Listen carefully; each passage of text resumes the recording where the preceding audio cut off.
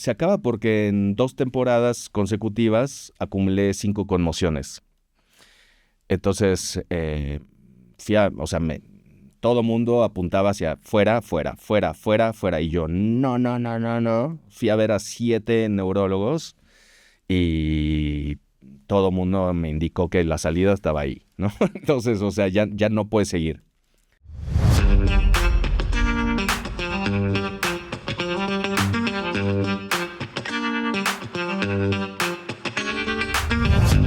Él es productor, es director. Ustedes seguramente han visto alguno de sus comerciales. Bienvenidos a Blue Talks. Tenemos un invitadazo de lujo y estamos muy contentos de que hoy nos acompañe.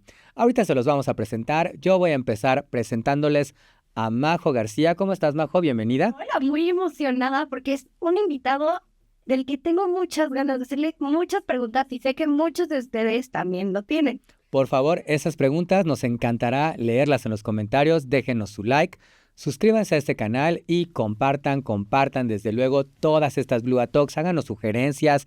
¿Quién más debería de venir a Blue Talks? Ahí los estaremos leyendo. Y Majo, ¿lista para presentar a nuestro invitado?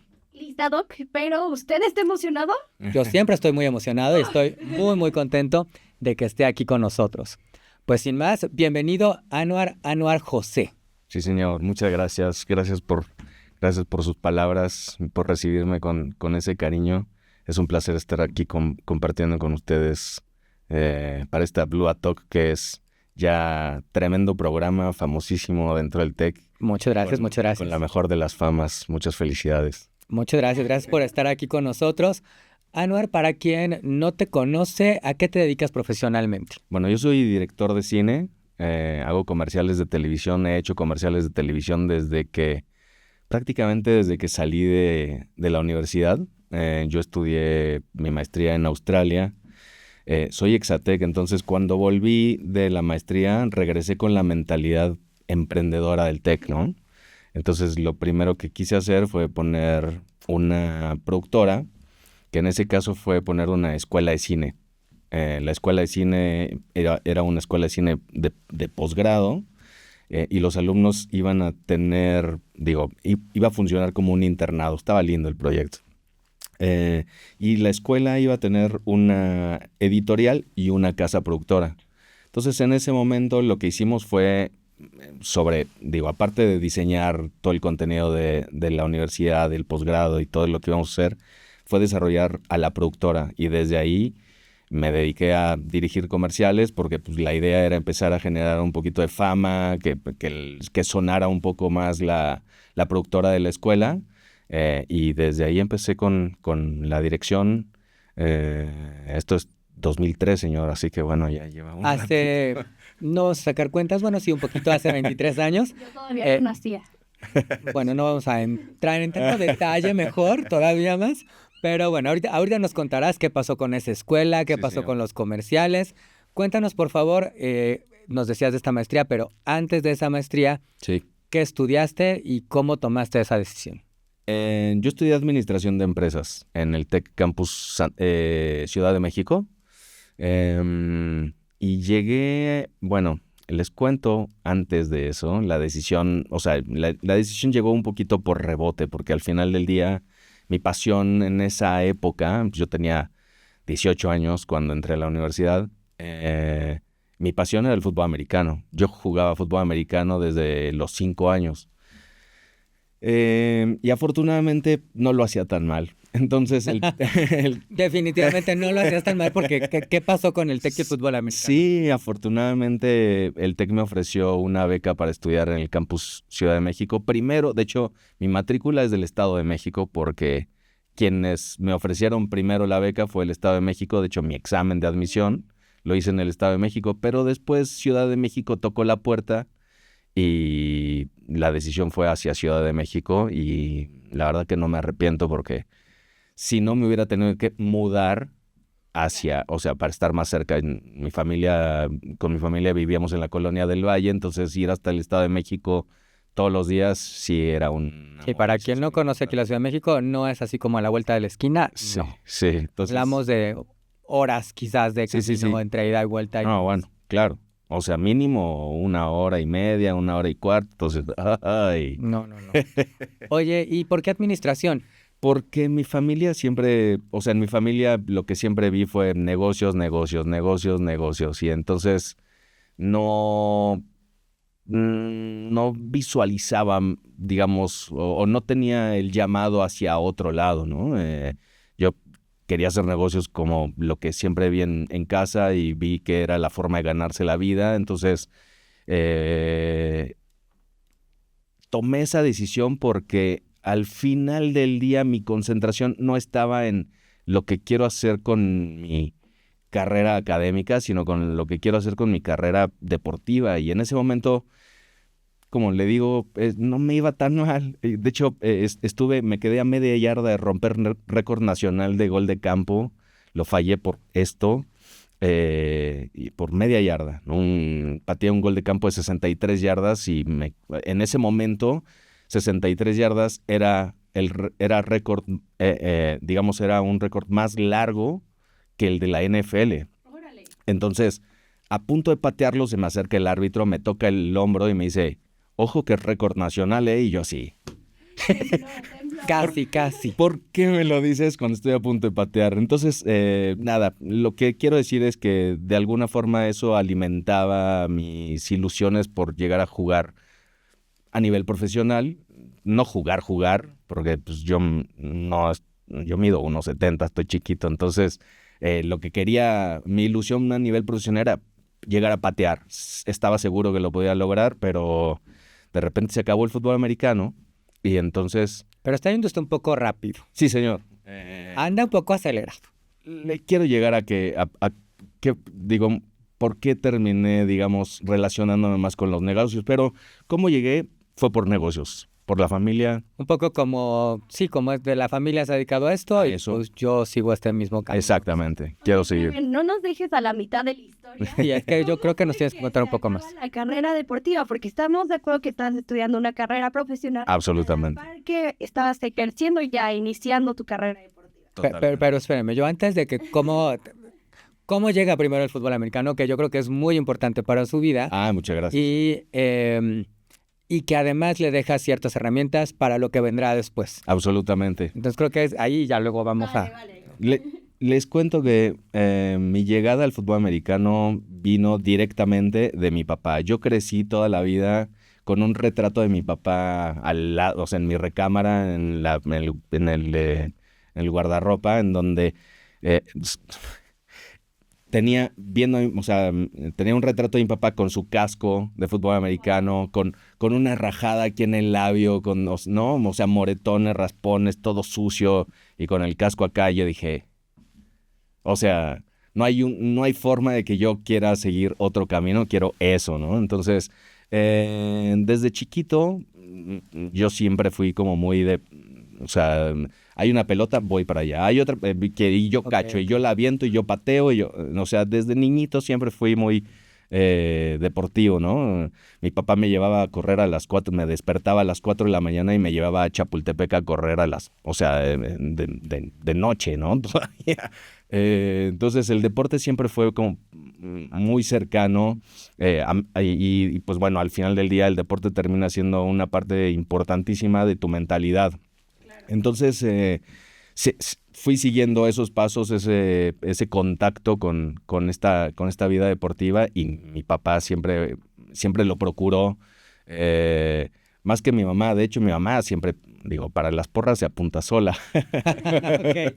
Bueno, es que además creo que pues el fútbol americano tiene ciertos riesgos, ¿no? Entonces me imagino que de repente las mamás están así como de, ay, sí, pero mi hijito, pues aguas, ¿no? Absolutamente, ¿no? O sea, siempre hay riesgos. Yo les puedo decir que en los 16 años que jugué nunca me rompí nada, pero sí tuve un tema de golpes, entonces una acumulación de conmociones que posiblemente llegaremos un poquito más adelante, pero fue por preparación, por entrenamiento, por estar ahí como cuidando al cuerpo y ejercitándolo, fortaleciendo desde niños. Desde que tienes 5 años, lo primero que te ponen a hacer antes de golpear es a ponerte fuerte, ¿no? Entender cómo la relación entre el cuerpo y lo que el fútbol te va a pedir, te va a demandar, porque ya desde ahí hay golpes. Entonces, ¿qué onda? Sí, es un deporte muy físico. Muy físico y afortunadamente en México se cuida mucho. En México, desde que eres niño en todas las categorías infantiles, se cuida el peso. Entonces no puedes jugar contra alguien que supere ese límite para justamente no... O sea, Como en el box. como en el box. No puedes forzar, exacto, como en el box. No puedes forzar traerte a un niño que, pues digo, lo lamento, ¿no? Lo lamentábamos porque de repente pues muchos compañeritos se quedan sin jugar porque pesan 20 kilos más que tú, cuando 20 kilos a los 7 años No, hombre, pues es muchísimo. es demasiado, ¿no? Entonces, pues sí, había como esos límites y al final del día es lindo, pero sí volteas y ves a las mamás que sí lo sufren en algún momento. Sí. Qué valiente tu mamá. Sí. Bueno, igual venía de conocer a mi papá. Mi papá todo el tiempo fue de moto y motocross y... Sí, ahora sí que para qué se casó con él, sí, ya. Exacto. Exacto. Oye, y entonces tenemos ya estas piezas, el fútbol americano, administración, llegas al TEC y ¿qué tal la carrera? O a lo mejor la carrera no era tan importante Exacto. o...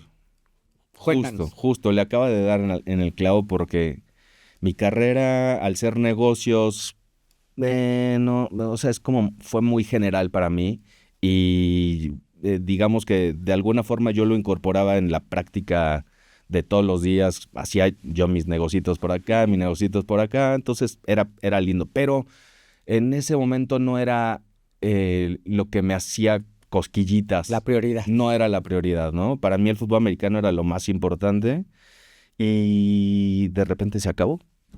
Ahora sí vamos, Majo, a tu pregunta. Exacto. Se acaba porque en 2 temporadas consecutivas acumulé 5 conmociones. Entonces, todo mundo apuntaba hacia fuera. Y yo, no. Fui a ver a 7 neurólogos y todo el mundo me indicó que la salida estaba ahí, ¿no? Entonces, o sea, ya no puedes seguir. Lo que hizo que prácticamente mi mundo hiciera así. Claro, porque se fue la prioridad. Yo, para darles ahí una referencia rápida, vean una película que se llama Concussion con Will Smith. Ah, sí. Que justamente en la primera parte explican qué pasa con nuestro cerebro Claro. cuando recibes un golpe como en el americano o en el box, que son los dos deportes. El rugby también. El rugby también, que tienen como estos golpes muy fuertes, en donde nuestro cerebro, que está adentro en el cráneo, tiene un liquidito alrededor. Y entonces cuando hay un golpe así de fuerte, la masa del cerebro golpea. Y entonces los golpes constantes pues tienen efectos neurológicos. Esto se empieza a estudiar cuando empiezan a ver que hay muchos jugadores de americano principalmente que con el paso de los años pues tienen problemas de desarrollar distintos tipos de pues enfermedades psicológicas, digamos. Sí. Para dar ese contexto, y por eso fue stop in the name of your brain, ¿no? Nos quedamos en que tu mundo gira por Y Mi entonces mundo tu mundo gira, completamente. O sea, se me acabó lo que más me apasiona en la vida. Se me acabó. No más. ¿En qué semestre estabas? Séptimo. Séptimo. ¿Qué? ya casi al final de la carrera. Era de 9 años, de 9 semestres en aquel entonces, sí. Sí. Y entonces, el punto es que yo estaba a punto de subir a la Liga Mayor, que jugar Liga Mayor para mí era como el deseo desde niño de, quiero jugar Liga Mayor. Me quedé a 7 minutos de jugar Liga Mayor en mi último partido de una categoría que se llama Intermedia. En el último partido de la temporada, y quedando 7 minutos en el cuarto viene el último golpe. Entonces todos mis amigos suben a Liga Mayor y Anuar los ve entrenar desde afuera. Ouch. Y con la competencia con la que te educan en el deporte, dolió horrible. Absolutamente. O sea, No, y es para lo que te has preparado. Claro. Es como el bailarín que tiene toda la vida y no llega al ballet. Exactamente. O sea, todo el plan, todo, o sea, ya tenía como, ¿no? Toda la idea de qué es lo que iba a hacer, cuánto iba a subir de peso, cómo iba, todo el plan. Y de repente, se acabó. Y veo que todo el mundo sigue y yo no. Entonces, ¿qué viene para mí? Viene un sacudidón tremendo, ¿no? termino yéndome, no lo soporto, y termino yéndome de intercambio. Me voy, huyo, Claro. Distancia. adiós. Me fui a un intercambio a la Universidad de Arizona, que por cierto, yo apliqué a varias universidades. La primera que me dijo sí fue Arizona. Dije, ya, No adiós. lo voy vamos a a pensar preguntar más. más. Exacto. Adiós. No me voy a Canadá, no me voy a Inglaterra, no me voy... No, de una vez, ya me dijeron que sí, me voy. Mañana. Entonces, Arizona fue un lugar que me dio la oportunidad de reencontrarme conmigo porque fue una mirada muy hacia adentro, de ese contacto de quién soy, ahora quién soy, ahora en quién me estoy convirtiendo o en quién me quiero convertir. Sí, tenías que reinventar. Me tuve que reinventar, señor. Justamente esa es la palabra. O sea, imagínense, les contaba a los alumnos hace unos días que estamos empezando el bloque, les contaba que yo era el loquito que caminaba por Arizona State por el campus descalzo. Ahora, ¿Qué pasó ahora? Ya no maneja. Ya no. no lo hemos visto descalzo. Sí, sí, no me han visto descalzo, ni me verán descalzo porque, pues bueno, ya. Ya Ok, encontró. regresé al centro. Ni de guarache siquiera. Pero sí, o sea, cambió Anuar, ¿no? O sea, yo iba al TEC, Ciudad de México, yo iba de traje. Yo iba a clases de traje, o sea, Un giro 360. totalmente. Entonces, dejé ese Anuar un poquito al lado y de repente apareció este Anuar un poquito más hippie, un poquito más como hambriento de ¿qué más me va a alimentar? ¿Qué más? Empecé a escuchar más música, empecé a ver más cine, empecé a leer más cosas, empecé a buscarme, ¿no? A encontrarme hasta que de repente, en una materia de publicidad, muy buena, por cierto, el profesor nos dice, chicos, este es un logline. Este es, digamos, el guión, digamos, de esta publicidad. Entonces, ustedes tienen que dibujar un storyboard y contarme con imágenes cómo resolverían, cómo contarían esta historia. Algo que nunca hiciste en negocios. Nunca en mi vida, ¿no? Eso, ¿Y qué es la base de la historia? ¿Cuál es el personaje principal? ¿Qué conflicto tiene? ¿Y cuáles son los obstáculos? exactamente, ¿no? ¿Cuáles son los beneficios? ¿Por qué la marca? ¿No? Claro. Que lo inspira. Entonces, nos pasan las hojitas con los templates del storyboard y de repente yo... Algo pasó adentro de mí que, o sea, hizo chispitas. Wow.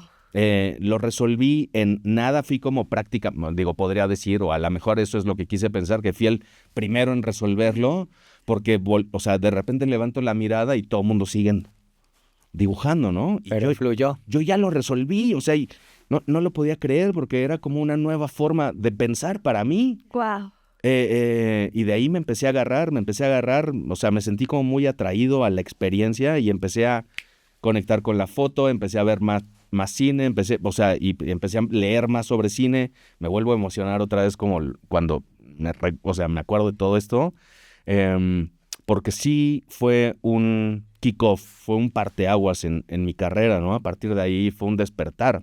Ahorita que hablas de el reinventarse, Sí.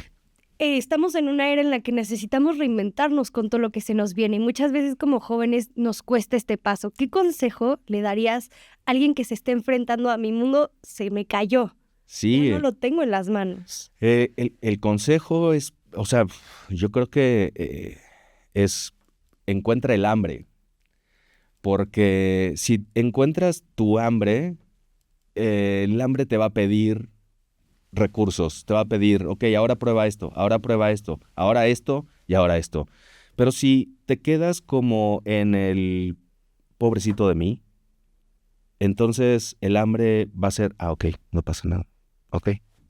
Pero si estás como buscando, inquieto, tienes las ganas de ver que, o sea, ok, me tengo que reinventar, ok, ¿qué hay del otro lado? Bueno, ¿qué hay del otro lado? Pues si no está esa parte de ti que te lo pide, que te lo exige, entonces no vas a encontrar quién eres con estos recursos, o sea, no los vas a salir a buscar y es a partir de esa búsqueda interna, de ese contacto contigo mismo para entender quién eres en estas circunstancias, quién eres contra estos obstáculos, quién eres en estas condiciones, ¿no? Y quién quieres ser con estas condiciones. Entonces, ¿quién está haciendo que eso es, o sea, como el estado en el que te deberías de conectar contigo? ¿Quién estoy siendo en este momento, ¿no? Como observador, ¿quién soy ahora mismo? Para que entiendas, digamos, lo que hay más allá y lo que fuiste. ¿Qué tipo de observador fuiste? ¿Quién estás siendo? ¿Quién quieres ser? Entonces, ahí es en donde conectas contigo, haces tu propio inventario y observas, ¿no? O sea, qué tienes ante ti y cómo te vas a subir al siguiente tren, ¿no? ¿Y qué es darte esa oportunidad de probar? Porque esta clase no era una clase de administración. Para nada, para nada. Fue algo como optativo, ¿no? Sí. O sea, pero de repente es esta cuestión de, ay, me invitaron a una clase de que pudiera ser en la universidad o en otro lado, y ya a lo mejor vas y no te gusta, pero a lo mejor vas y descubres algo que no ¿Tu pasión? esperabas de ti. Tu pasión, 100%. justamente. ¿Y qué siguió de este boceto, este storyboard? O sea, más contacto, más hambre, más ganas, más búsqueda, más encontrarte con cosas, con autores, con directores, con directoras, con música. ¿Eso lo fuiste haciendo con otras clases o tú de manera personal? Algo que fue muy lindo fue que yo contaba, a ver, ¿por qué Arizona? Uno diría, ¿por qué Arizona, Anuar? O sea, güey. Bueno, No puede ser solo porque respondieron primero. exacto, sí. Bueno, Bueno, sí, algo en esas que aplicaste, algo había. sí. En Arizona, uno de mis coaches vivía y estudiaba su postdoctorado en la U of A, la University of Arizona. Yo fui a ASU, Arizona State. Entonces, nada, o sea, estamos a 1 hora de distancia, pero ahí lo tenía, ¿no? Y es mi coach y, o sea, amor, o sea, el amor, el cariño que hay con tus coaches, pues es importante. Y pues él era mi coach de posición, de corredores. Entonces, le digo, voy para allá. Y fue como tener a un mentor en una etapa en la que yo necesitaba como ese refuerzo, ese alguien que me mentoreara, ¿no? Que te conoció en lo que fuiste Exactamente. y te llevó a convertirte en 100%, quien eres. 100%. Está increíble. Estuvo increíble tener ese backup ahí, fue tremendo, porque sí conectamos mucho. Él me recibió en el aeropuerto, me llevó a los dormitorios, o sea, me hizo como conectar con el mundo de cómo se vive la universidad en Estados Unidos, cómo es la dinámica, etcétera, ¿no? O sea, como los nombres, entender los nombres en los departamentos y orientarme un poquito más.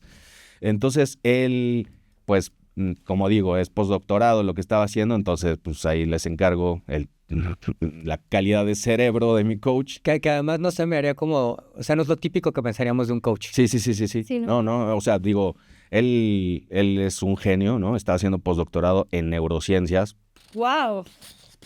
Tremendo. Entonces, alguien como muy enterado, muy cercano a las artes, que eso también fue buenísimo porque pudimos tener como este tipo de diálogos a profundidad. Escuchábamos mucho. Me acuerdo que había un espacio que lo abordábamos con mucho romance. Imagínense que en ese momento se escuchaba en una estación de radio que se llamaba Radioactivo 98.5 a un locutor que se llama Jordi Soler, que es escritor.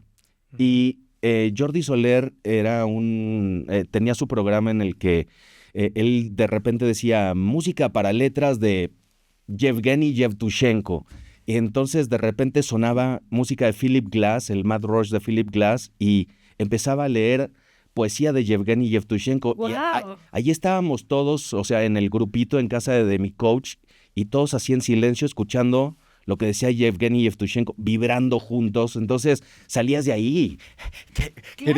Querías saber más de poesía, leer más poesía, o sea, estar como más enterado y era muy lindo, o sea, era un alimento puro para el alma tener este tipo de reuniones muy lindas que vino perfecto para este momento que yo estaba viviendo. Entonces, pues sí, o sea, me reinventé prácticamente con este tipo de apoyos en Arizona y vuelvo a México y todos mis tópicos son relacionados con el cine y con la imagen. Entonces llego y todo tiene que ver con eso. ¡Wow! ¿Ya en la universidad? Ya, o sea, ya Sí, de porque regreso. los tópicos eran materias, digamos, opcionales, que cada alumno podía decidir cuáles quería tomar, ¿no? Exacto, exacto. ¿Con qué especialidad? ¿Hacia dónde me quiero empezar a dirigir? Y yo regresé y quise conectar con todas las materias por las que desarrollé como hambre, ¿no? O sea, quiero saber más de esto, quiero saber más de esto y de esto y de esto. Entonces, ahí conecté con este otro espacio de mí, que era un espacio mucho más creativo, y me di cuenta que el espacio me hacía bienvenido. O sea, ¿No había una crisis de decir, bueno, tengo 4 años estudiando administración y ahora me doy cuenta que me gusta esto otro? ¿sabe que creo que no la enfrenté porque el final estaba tan cerca que, o sea, y como se me presentaron estas opciones creativas para terminar mi carrera, dije, sí, por favor, sí, claro que sí. Entonces, curso y, por cierto, en lugar de como becario con una beca deportiva, mi servicio becario era entrenar. Claro. Se acaba eso, entonces, ¿a dónde muta mi beca? Que por cierto me la quisieron quitar. ¿Cómo la defendiste? Ay, fue durísimo, fue súper difícil. Y aparte, pues, en un momento en donde traes todo el peso encima, una depresión tremenda, el mundo se te cayó, ¿no? Y la amenaza de que te van a quitar la beca porque ya no puedes jugar. De repente apareció el director de DAE, director de actividades estudiantiles en ese momento, que fue quien nos recibió cuando nos becaron en el Tec Ciudad, y me dijo, Anuar, tú no tienes nada de qué preocuparte, tu beca se va a mantener, solo que va a cambiar de deportiva a académica. Sí, señor. Claro, que hacía gracias. mucho sentido. Claro. Y además, pues era algo que superaba tu control, es decir, pues era una cuestión médica. Sí, perdón, pero no, o sea, no me lastimé aventándome de un avión. No fue intencional. Claro. Y que creo que lo otro que a lo mejor no hemos mencionado, tenías un buen promedio, Sí, absolutamente. Sí. ¿no? Entonces sí, tampoco era como, le vamos a mantener una beca a este cuate que solo va aquí panzando las materias. Exacto. Entonces, mi beca se convirtió en beca académica y mi servicio becario fue con el programa con el Departamento de Programas Internacionales, en donde yo recibía alumnos y mandaba, o sea, y organizaba los trámites para que los alumnos se fueran de intercambio. Wow. Y de repente una de mis asignaciones fue a Australia. Pero antes de pasar a Australia, a mí me gustaría... Estamos de antes de... Ajá, porque hay algo que a mí me hace sentido mucho y es la importancia que tiene encontrar tu pasión para empujarte a lo que quieres. Absolutamente. O sea, porque tú estabas estudiando y sí, muy padre con la beca académica, pero tu promedio seguramente subió ya una vez que lo enfocaste. ¿Cómo 100%. fue ese proceso? ¿Cómo le dijiste a tus papás, oigan, qué creen? Administración, pero ahora quiero que sea algo creativo, quiero algo artístico? Fue súper difícil porque pues es enfrentar las expectativas de tus papás que, o sea, todo el tiempo han estado orientándote hacia esta línea, ¿no? Y ya estábamos hablando de la maestría, el MBA en Notre Dame, que pues es una universidad donde yo siempre quise ir porque el fútbol americano en Notre Dame. Entonces, de repente desapareció. O sea, que MBA, ¿cuál MBA? No, yo no quiero hacer ningún MBA. Yo quiero estudiar cine, ¿no? Y afortunadamente no hubo un enfrentamiento con ellos a nivel de, no, ¿qué te pasa? ¿Cómo crees? Piénsalo bien. Ah, ¿quieres estudiar cine? Órale, vas, dale. Y el apoyo fue total, increíble, o sea... Terminas la carrera, inmediatamente empieza la maestría. Así fue, señor. O sea, ¿Y fue a Australia? Australia. Entonces, ¿y por qué les digo lo del programa, el Departamento de Programas Internacionales? Porque ahí conecto con las universidades en Australia. Entonces, empiezo a hablar sobre la maestría, empiezo a investigar sobre la maestría y me dicen, Anuar, aquí en esta la universidad se llama Griffith, en la ciudad de Brisbane, y me dicen, Anuar, empezamos por decir, 21 de enero, 24 de enero, en 2001. Entonces yo me gradúo en diciembre del 2000 y enero del 2001 estoy en Australia. Guau. O sea, Oye, ¿y el proceso para aplicar a esta universidad fue fácil, fue difícil? Porque me estoy pensando que pues tienes una licenciatura en administración y te apuntas para una claro, maestría en ¿quién cine. eres? Ajá. Dijeron, ¿cómo? Ajá. O sea, porque vaya, ¿Y hay una quieres parte administrativa del cine, Sí, pero me imagino que esta universidad estaba más enfocada en la producción Creación. audiovisual. Exacto. Absolutamente. Entonces, ¿cómo fue esta parte? ¿Cómo lograste decirles, oigan, sí, Sí nada soy. más me interesa si soy? Exacto. Afortunadamente, señor, mis tópicos me dieron productos finales que utilicé como portafolio Guau. y eso fue como, pásale. Entonces, traje guión, traje una fotosecuencia, traje, o sea, varias cosillas, ¿no? Que yo fui construyendo ahí y me aceptaron. O sea, la verdad que fue muy lindo el contacto y la orientación que me dieron ellos mismos, porque yo también, pues digo, al final del día tienes muchas dudas, ¿no? O sea, yo me estoy graduando de administración de empresas y quiero empezar una carrera nueva en el cine. ¿Qué? Pero si eso es del otro lado. Completamente Claro. diferente. ¿Y Sí. cómo haces tú para nivelar? Estudiar muchísimo. O sea, todo el vuelo Los Ángeles-Sydney, todo el vuelo. No dormí un minuto, me la pasé estudiando. Yo me levantaba tempranísimo a estudiar. O sea, porque yo sabía que llevaba desventaja. Entonces, si yo no me autonivelo, ¿qué estoy haciendo aquí? Entonces, o sea, y no voy a saber de lo que me van a estar hablando. Entonces yo me tuve que poner en marchas forzadas, autoponer en marchas forzadas para tratar de entender, digamos, ya me aceptaron, ok, ahora les voy a mostrar cómo sí puedo. Pero, ¿eso qué significa, no? Que te vas a tu casa y te pones a estudiar horas, extra horas y más allá. Sí, porque tenías que ponerte al nivel de los que estaban ahí que tenían otro tipo de formación. Exactamente. ¿Qué te enseñan en una maestría en cine? ¿Cuáles son las clases? Pues digo, es sobre todo el inicio es guionismo, lenguaje audiovisual, dirección como uno, ¿no?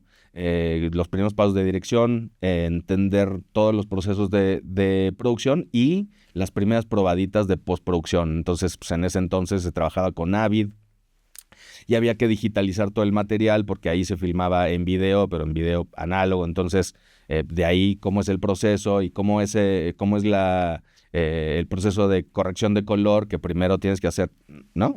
Boom, boom, boom. Entonces, y después viene la segunda parte en donde empiezas a especializar, pero es profundizar en el proceso de producción, ¿no?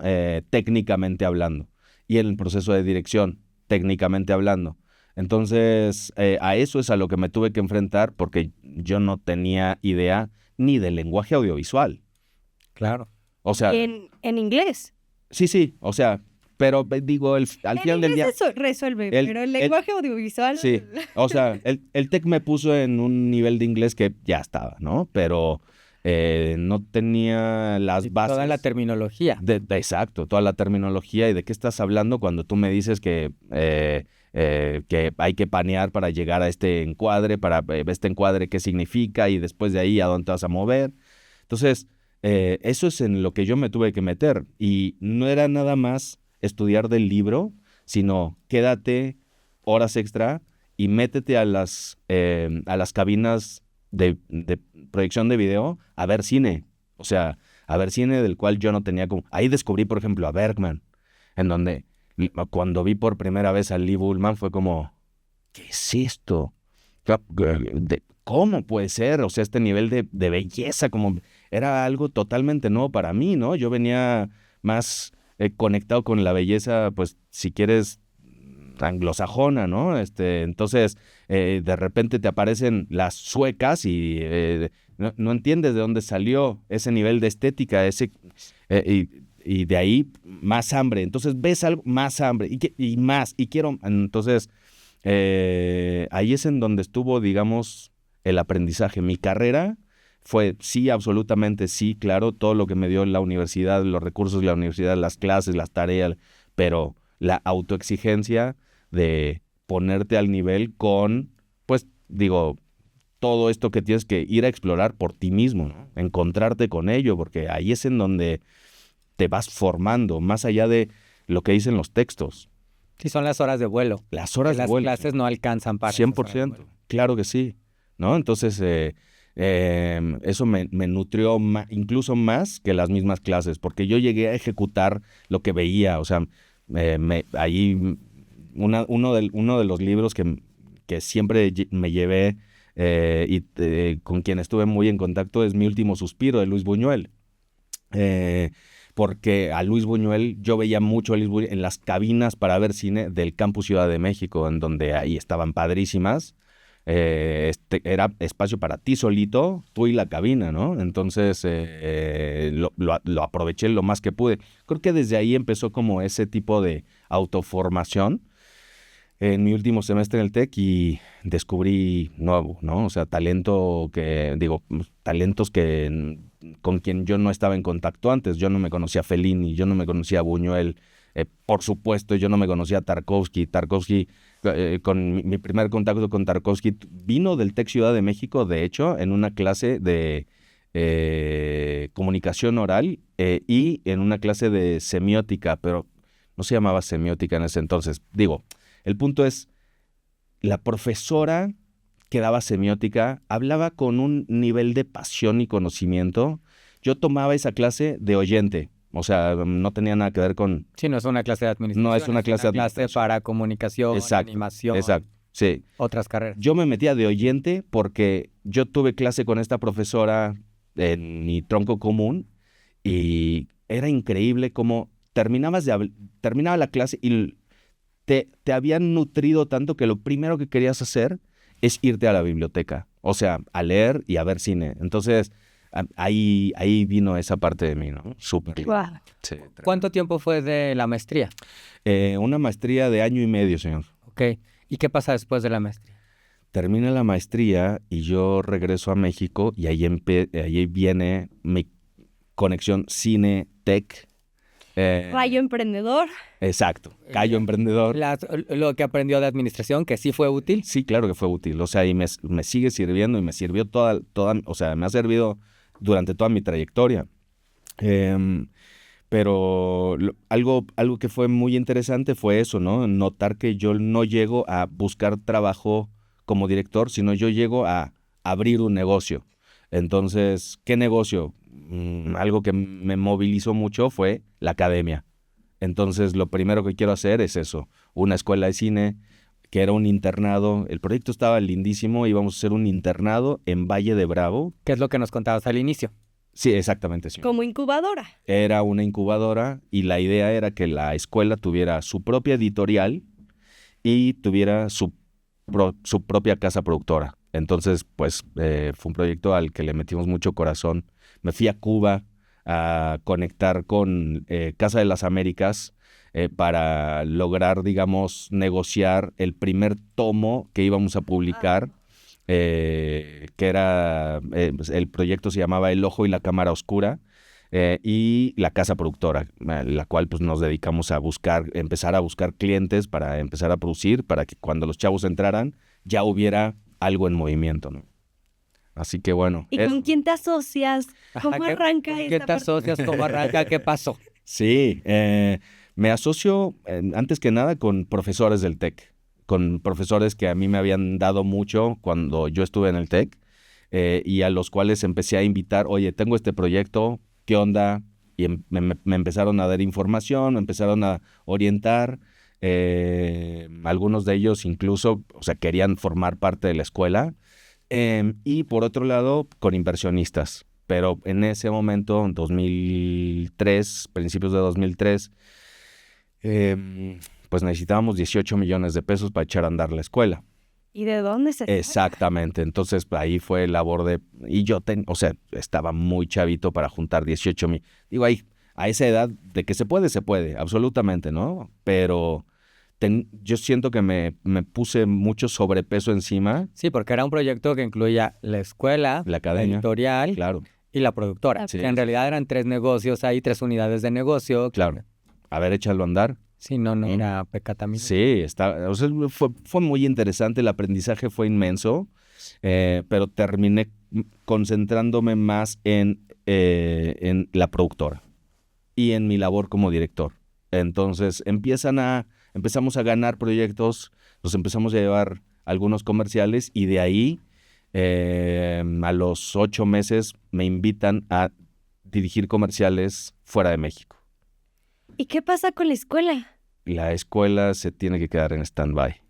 Y lo mismo la productora, se queda en stand-by. Porque no llega el capital. No llega el capital y, o sea, ¿qué haces?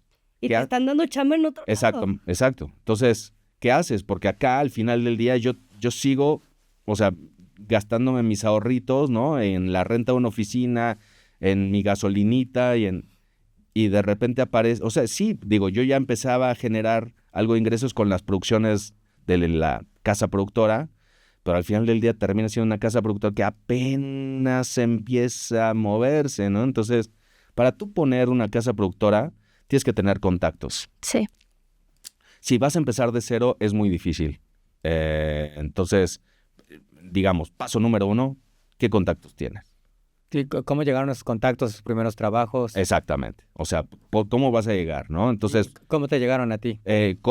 porque, por ejemplo, uno de los fotógrafos con el que trabajábamos tenía un conocido que tenía un cliente en Durango. Y ahí empezaba. Nuestro primer cliente era la Feria Durango. Wow. 2000. Feria Durango 2000. 2003, 2004. Feria Durango 2004. O sea, lo que le llaman network. Sí, exactamente, absolutamente. Entonces, a partir de ahí, y luego ya tenemos algo, porque yo que mostraba como director para salir a vender mis cortometrajes. ¿Quién te va a comprar? De algo escolar también. No, pero además un cortometraje es ficción. Exacto. Y un comercial no opera bajo la misma lógica. Claro, y no tiene el mismo ritmo. Al final del día, un cortometraje, ¿cuánto dura? Por más cortito, 5 minutos, ¿no? 6 minutos. No es lo mismo que contar una historia en 30 segundos. Exacto. Entonces, ¿cuál es el ritmo? ¿Cómo cuentas una historia en 30 segundos? Entonces, llegar y tratar de venderte con tus cortometrajes o con el documental que hiciste o con... no, la gente no tiene tiempo de ver tus cortometrajes. No te van a ver, ¿no? O sea, no te van a pelar, te van a scrollear. En ese momento no existía... El scroll. el scroll. No existía el scroll. Entonces... No, ya existía. Para los 2000 ya existía el scroll. Sí, 2000... Y ya existía internet, sí, ya. Bueno. Pero no TikTok, no ritmo. Sí, no ritmo. o sea, sí. Pero el scroll sí. TikTok no, pero scroll sí. Sí. Pongamos que sí. Sí. Entonces ya nos scrolleaban desde ese entonces, ¿no? Y cuando empiezo a hacer como las piezas, empezamos a vender más porque ya podemos vender lo que, o sea, sí podemos contar. Sí, empiezas ya a tener una muestra de trabajo, ¿no? Exacto. Como para decir, esto es lo que estoy haciendo, Exacto. puedo ofrecer esto. 100%. ¿Por qué director? Y no productor, no postproductor. ¿Qué te parece o qué conectó contigo de ser director? Le voy a decir exactamente qué pasó. Hay una escena en El Padrino. Hay una escena en El Padrino 1 que me orientó y me dijo, esto es exactamente lo que quiero hacer. Hay una escena en donde están en el funeral del Padrino. Vemos a Michael sentado y hay un momento que puede haber sido un error, pero para mí fue todo.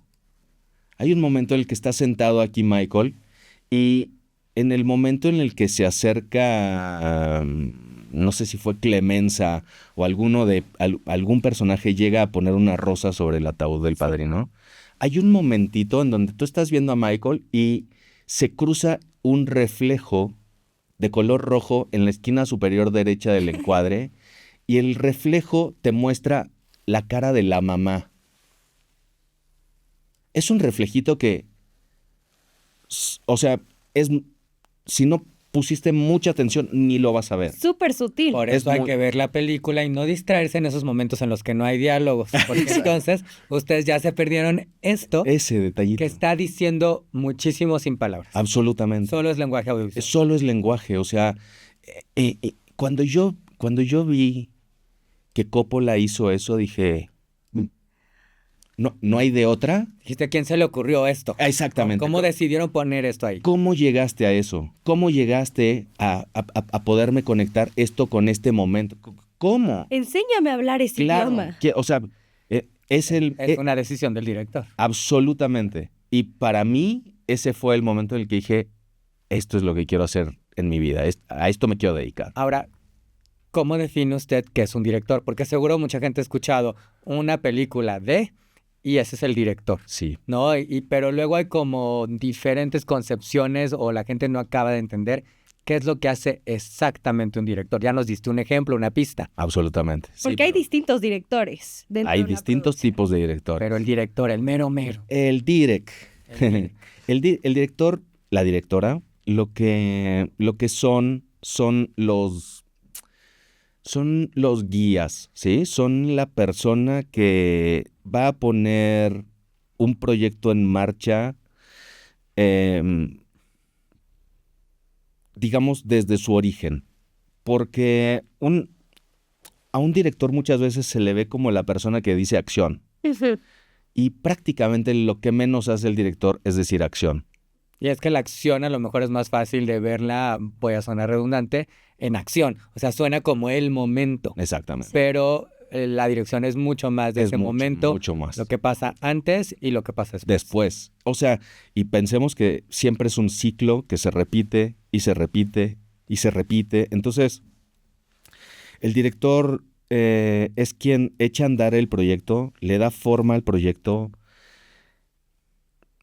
es quien recibe a un crew con quien tiene confianza para poder trabajar este tipo de proyecto, es quien tiene clara la audiencia hacia la que le va a dirigir este discurso, ¿no? Este proyecto, este mensaje, quien tiene claro el lenguaje que va a utilizar para poder impactar como tiene que impactar, quien tiene claro cómo le tiene que hablar a un crew para poder convencer al equipo de qué es lo que tenemos que hacer, cómo lo tenemos que hacer, cuál es la dinámica, con qué tipo de energía nos vamos a juntar para poder realizar este proyecto. Es quien va a negociar muchas cosas hacia el interior y hacia el exterior y es quien le va a poner orden a la creación del proyecto. Exacto. Y después de eso es quien se va a encargar de vender el proyecto, salir a vender, salir a hacer difusión, salirlo a mover. ¿Para qué? Para repetir el proceso Con otra producción. con la nueva producción. Claro, pero es quien tiene toda esta visión creativa y quien va a coordinar todos los esfuerzos para que esa visión creativa se concrete. Exactamente. Y por eso, haber estudiado administración a mí me dio muchas herramientas porque trabajas con mucha gente y los procesos tienen una gran parte de, o sea, si los procesos no están organizados, la producción no va a funcionar. Y también fuiste tu propio productor.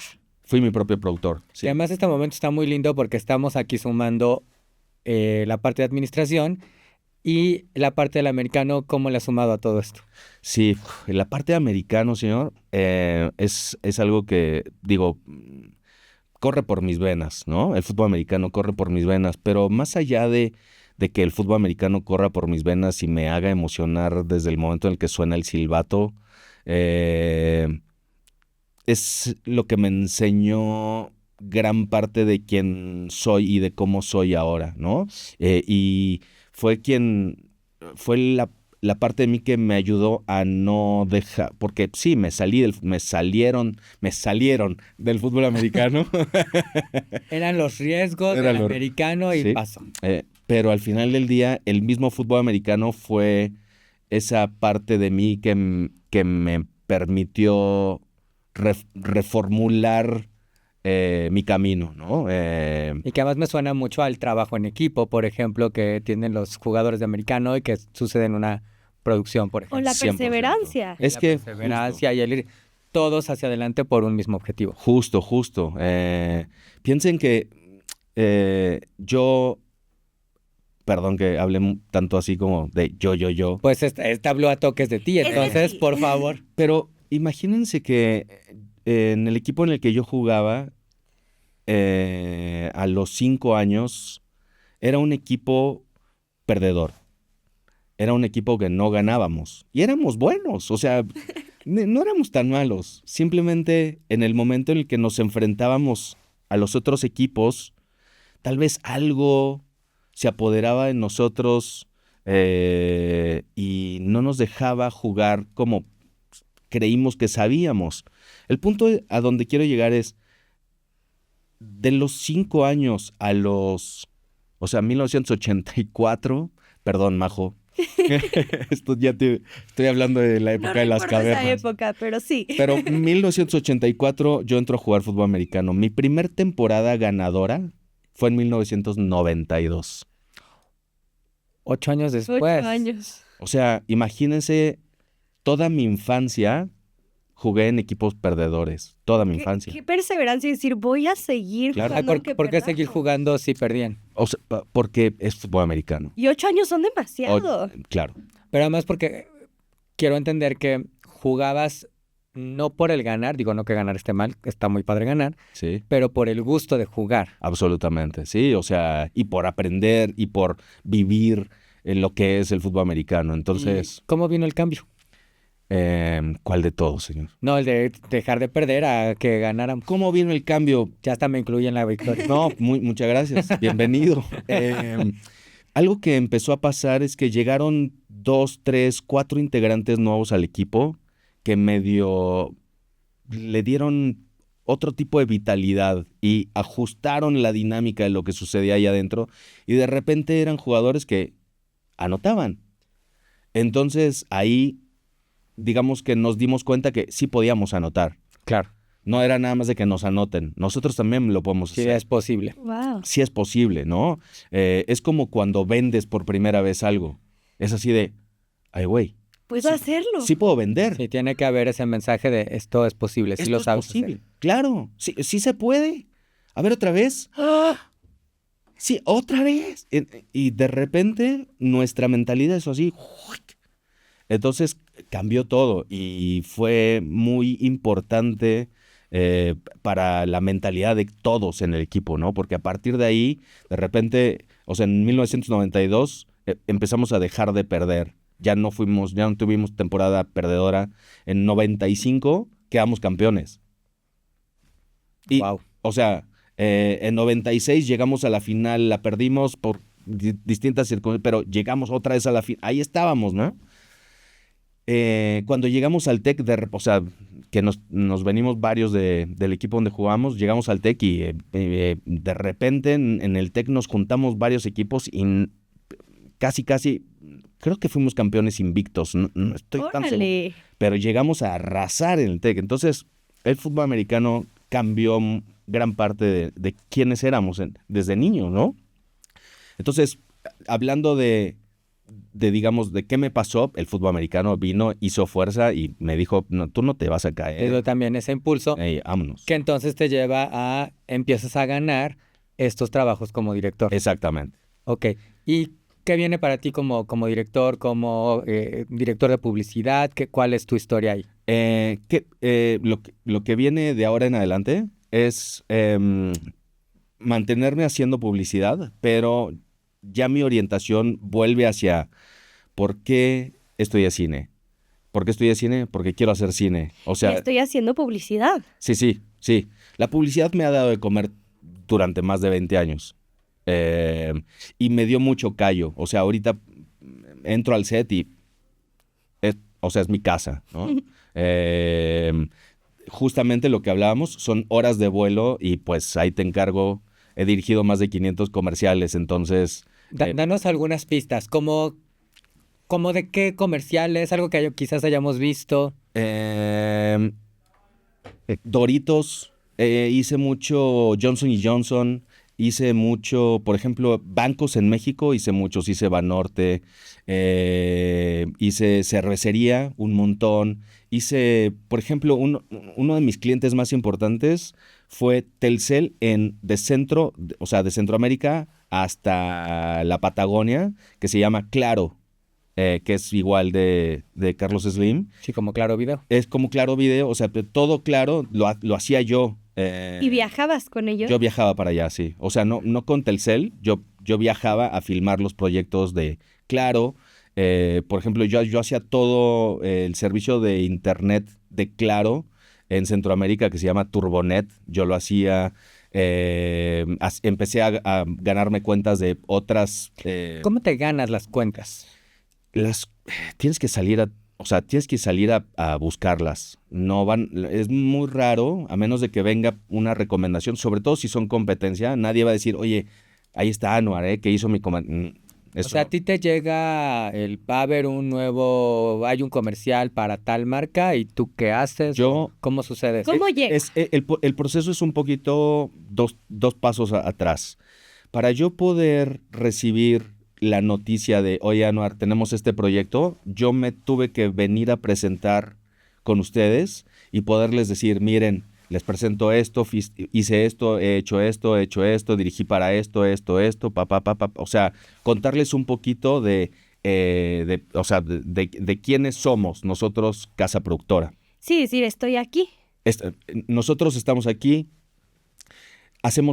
entregamos este tipo de calidad. Un poco como el currículum, digamos, pero más audiovisual 100%. Y mucho más personal. Digamos. Exacto, ¿no? Somos esto, hacemos esto, esta es nuestra calidad, estos son nuestros números, estos son nuestros tiempos. ¿Por qué? Porque tenemos este tipo de infraestructura.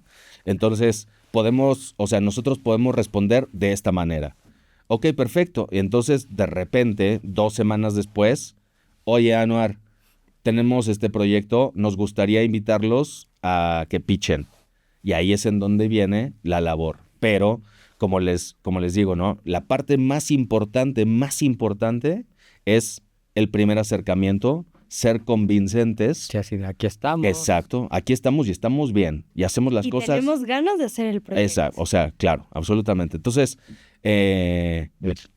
para poder recibir una invitación. Si no, la invitación, o sea, es raro que llegue. Tú eres el que tienes que ir no a tocar la puerta, a abrir la puerta, ¿no? Ya que recibes la invitación, me imagino que te llega algo como va a ser un comercial de carros, claro. Y ya esta es la idea, ya tú vas con una propuesta. Exactamente. O sea, te piden visualizar el proyecto, que cuál es tu propuesta de dirección, cuál es tu propuesta de ejecución y números y tiempos, ¿no? Porque siempre una marca tiene necesidades y ya tiene calendarizado cuándo...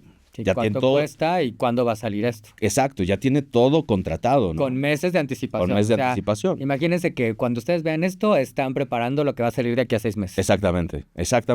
Que muchas veces lo tienes que trabajar ya, o sea, contra la marcha, porque al final del día los procesos terminan siendo muy largos a nivel interno y hay 1000 rebotes en las agencias internamente entre agencia y cliente, hay 1000 rebotes. Ajustes. Ya para que llegue a ti es porque allí se acabó todo este proceso que fue larguísimo. Entonces de repente se consumieron gran parte del tiempo. Y ahora, ¿qué onda? Ahora te toca. Entonces llegas, haces la propuesta. Y como les digo siempre a los chavos, ¿no? O sea, si ya te sentaron en la mesa, no perdones. Si ya te sentaron en la mesa, vas a. Sí, esto es como Shark Tank. O te vas con el dinero o te vas sin él. O te vas sin el dinero. ¿Sí? ¿Darlo todo o nada? Dalo todo. Prepárate súper bien. Llega a vender. O sea, llega a ganar. No llegues a competir. La competencia no existe en estas mesas. O sea, no llegues a competir. Llega a ganar. ¿Cómo vas a llegar a ganar? Prepáralo mejor que nadie, dedícale todo el tiempo que puedas, tráete las mejores referencias y sobre todo, invierte en ese pitch. Hay que invertir en el pitch. ¿Por qué invertir en el pitch? Porque tienes que traer recursos de calidad, valiosos. O sea, tu storyboard te lo tuvo que haber dibujado un profesional. Claro. No Anuar. O sea, un profesional que sepa dibujar exactamente, que te logre el efecto ¿sí? Para que cuando llegues, cliente diga, wow. Claro, wow, sabe que está haciendo, exactamente, si quiero. Exactamente. O sea, por ejemplo, uno de los ejemplos que yo tengo muy claro y de por qué nos ganamos ese proyecto fue Soriana Mercado. Perdón, dije, ¿está bien si digo marcas? Sí, no. Sí. Soriana sí, Mercado. Está perfecto porque además la gente puede identificarlo mejor. Soriana Mercado, en ese momento a mí me tocó hacer el diseño de los personajes. Entonces, trabajamos con un estudio de 3D en donde nosotros veníamos puliendo desde la movilidad del personaje. ¿Cómo queremos que se sientan estos personajes en pantalla? ¿Cómo se van a mover? ¿Cuál es la velocidad? ¿Cuál es la agilidad? ¿Las manos son largas, son cortas? ¿Tienen, cómo son sus extremidades? ¿Cómo son? ¿Sí? Entonces, nosotros llegamos con todo armado. Tan armado que nosotros diseñamos un plano en el que nos fuimos a un Soriana y hicimos un fotomontaje con una animación 3D del modelo de estos personajitos ya sobre la cinta. Esto para pichar el proyecto. Esto para pichar el proyecto. Pero es que además así ya te da una muy buena idea de qué me estás ofreciendo y cómo se va a ver. Exacto. No es nada más imagínatelo. Ya ver. Exactamente. Entonces, cuando el cliente vio todos estos avances, dijeron, no hay duda. Van a trabajar re bien. Exacto. Sí, ves el compromiso, el profesionalismo y demás. O sea, los avances, la visión, la entrega, como, a ver, esta gente sabe cómo lo va a hacer, ¿no? Sabe a dónde quiere llegar, sabe lo que quiere lograr, sabe los terminados, las texturas, los brillos. Entonces, de entrada, ¿qué te ganaste? La confianza del cliente. Claro. Sí, súper importante. Y esa es la fórmula. ¿Y cómo llegas a tu primer película? Mis primeras películas son de universidad, ¿no? Son mis cortos. Y mi primer película está en un cajón. In the making. In the making, sí, mi primer película está in the making. Tengo otra que me dio el premio de FONCA de Residencias Artísticas Internacionales. Yo me fui a escribir un largometraje a Nueva York porque se lo piché al FONCA. Nada, bueno, le presenté mi primer tratamiento al FONCA y me fui a escribir un proyecto de música minimalista a Nueva York. Corte A, en Nueva York, ¿a quién me encuentro comiendo una sopa en una fonda en el East Village? Philip Glass.